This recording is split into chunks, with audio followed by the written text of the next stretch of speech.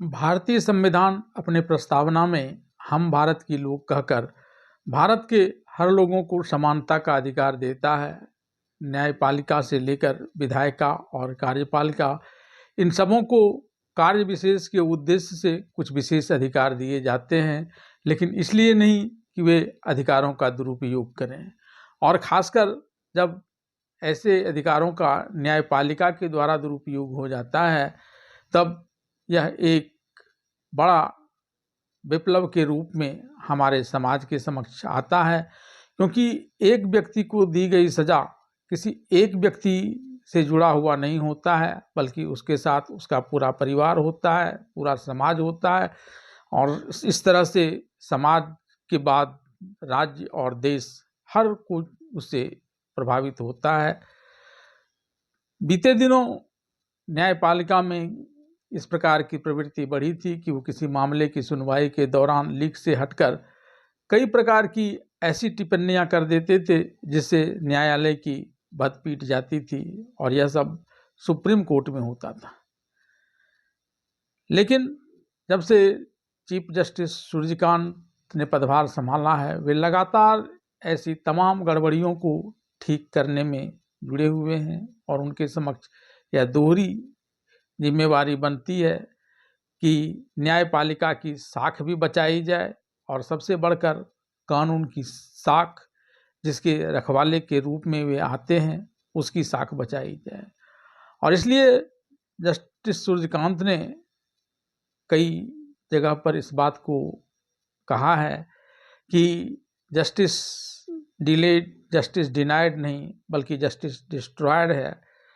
और इस पर रोक लगाने के लिए वे न्यायपालिका को भी तरह तरह की हिदायतें देते आ रहे हैं, और ऐसा न करने की स्थिति में बहुत कुछ संभव है कि वे ऐसे न्यायाधीशों पर भी कोई कार्रवाई करने का मन बना लें और उस पर आगे बढ़ जाएं।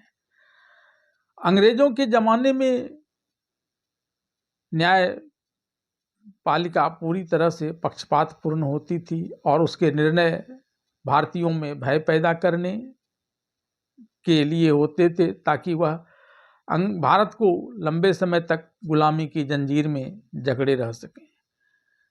लेकिन भारत स्वतंत्र हुआ, और अब इस दिशा में भारतीय जनता पार्टी के नेतृत्व वाली सरकार ने भी पुराने आईपीसी इंडियन पेनल कोड को हटाकर उसकी जगह बीएनएस यानी भारतीय न्याय संहिता लाया है, ताकि देश में न्याय लाया जा सके, निर्दोष साबित हो सकें, और सिर्फ दोषियों को ही सजा मिले, ताकि न्याय का पताका फहरता रहे।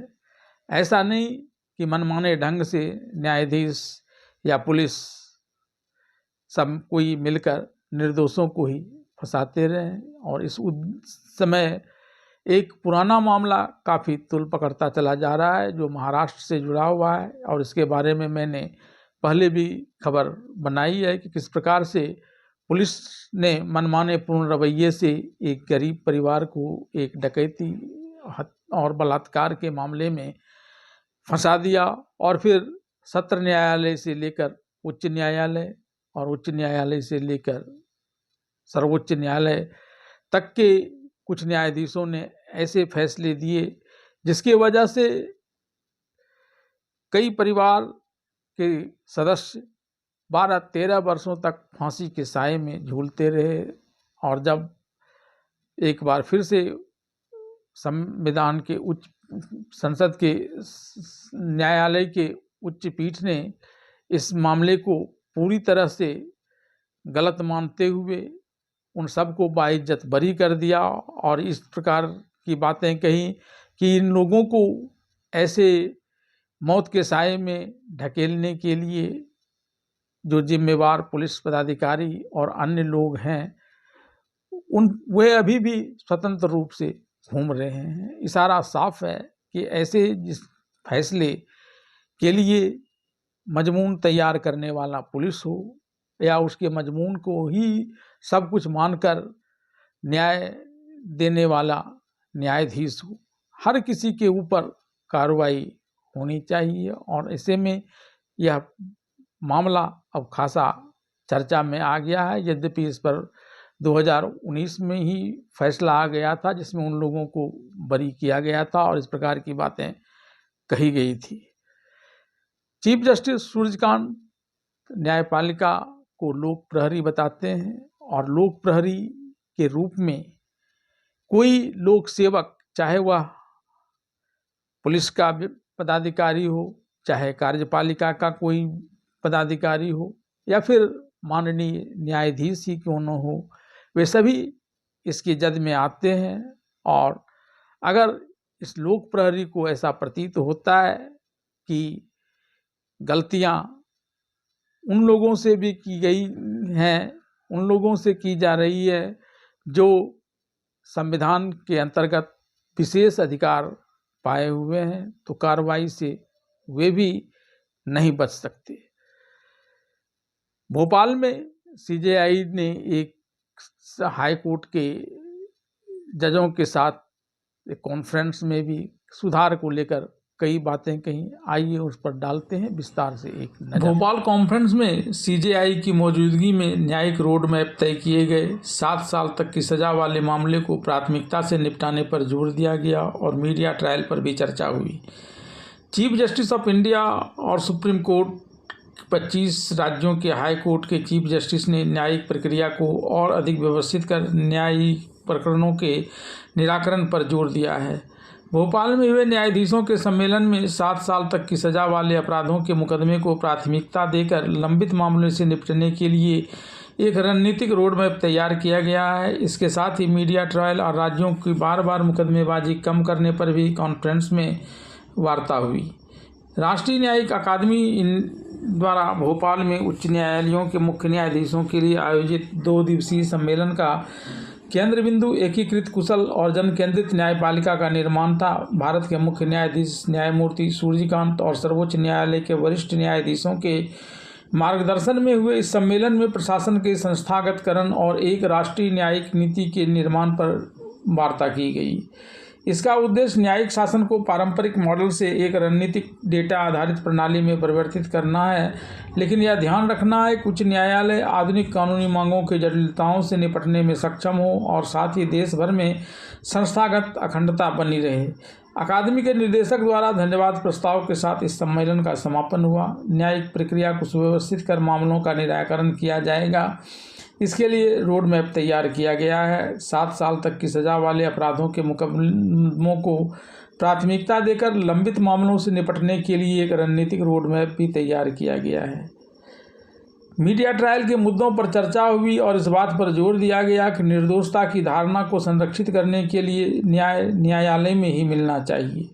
राज्य द्वारा दायर किए गए पुराने या अनावश्यक मुकदमों पर भी विचार विमर्श किया गया। राज्य की बार बार मुकदमेबाजी करने की भूमिका को कम करके और डिजिटल नवाचार और भाषाई समावेशिता के माध्यम से सुधारों को संस्थागत रूप देकर एक आधुनिक, सुलभ, एक समान और नागरिक केंद्रित न्याय प्रणाली बनाने की सामूहिक प्रतिबद्धता जताई गई। कॉन्फ्रेंस में शामिल होने के लिए भोपाल आए chief justice of India Suryakant और देश के 25 राज्यों के हाई कोर्ट के चीफ जस्टिस के परिजन ने भोपाल और आसपास के पर्यटन स्थलों की खूबसूरती का भी आनंद लिया। नेशनल जुडिशियल एकेडमी में न्यायाधीशों की कॉन्फ्रेंस के बीच उनके परिजनों ने भी बैठक की। भोजपुर के विख्यात शिव मंदिर और ट्रैवल म्यूजियम समेत अन्य स्थानों में विजिट कर भोपाल की खूबसूरती को नज़दीकी से देखा गया और इसके बाद सभी वापस लौट आए। वहीं शनिवार को भी कॉन्फ्रेंस की खास बात यह रही कि दिल्ली के बाद भोपाल एकलौता शहर है जहां सीजेआई समेत सुप्रीम कोर्ट के 9 न्यायाधीश और हाई कोर्ट के सभी 25 चीफ जस्टिस एक साथ जुटे। यहां पहले दिन न्यायपालिका में तकनीक और एआई के इस्तेमाल पर फोकस किया गया, जिसमें जस्टिस सूर्यकांत समेत सुप्रीम कोर्ट के 9 न्यायाधीशों ने बात रखी। यहां कहा गया कि मुकदमों की पेंडेंसी निपटाने में एआई मददगार हो सकता है। मुकदमों की प्रक्रिया तेज करने में इसका इस्तेमाल होना चाहिए, लेकिन फैसले में एआई की भागीदारी बिल्कुल नहीं होनी चाहिए। फैसले तो पूरी तरह न्यायाधीशों के विवेकाधीन ही होना चाहिए। गौरतलब है कि सुप्रीम कोर्ट ने न्यायपालिका में एआई के उपयोग और उसके विकास को लेकर एक समिति का गठन किया है। दिसंबर 2025 में इसका पुनर्गठन किया गया है। यह समिति सुप्रीम कोर्ट और अधीनस्थ न्यायपालिका में एआई टूल्स को अपनाने, विकसित करने और इसके उपयोग के लिए एक रोड मैप तैयार करेगी। सुप्रीम कोर्ट के न्यायाधीश न्यायमूर्ति पी.एस. नरसिम्हा इसके अध्यक्ष हैं। भोपाल में हुई कॉन्फ्रेंस की थीम एकीकृत, कुशल और जन केंद्रित न्यायपालिका रही। कॉन्फ्रेंस में देश भर के हाईकोर्ट के मुख्य न्यायाधीशों ने डिजिटल नवाचार के माध्यम से भाषाई और भौगोलिक बाधाओं को तोड़ने पर विचार विमर्श किया।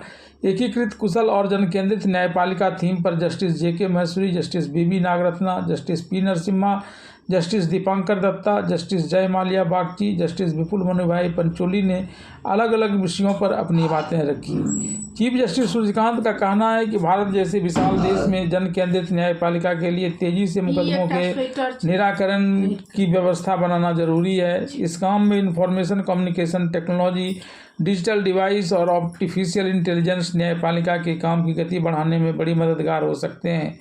मौजूदा नीतियों में सुधार के साथ ही न्यायपालिका के परफॉर्मेंस का भी नियमित मूल्यांकन होना चाहिए। सीजेआई जस्टिस सूर्यकांत के साथ एनजेए के डायरेक्टर जस्टिस अनिरुद्ध बोस और सुप्रीम कोर्ट के वरिष्ठ न्यायाधीशगण ने भी इसमें अपने विचार रखे।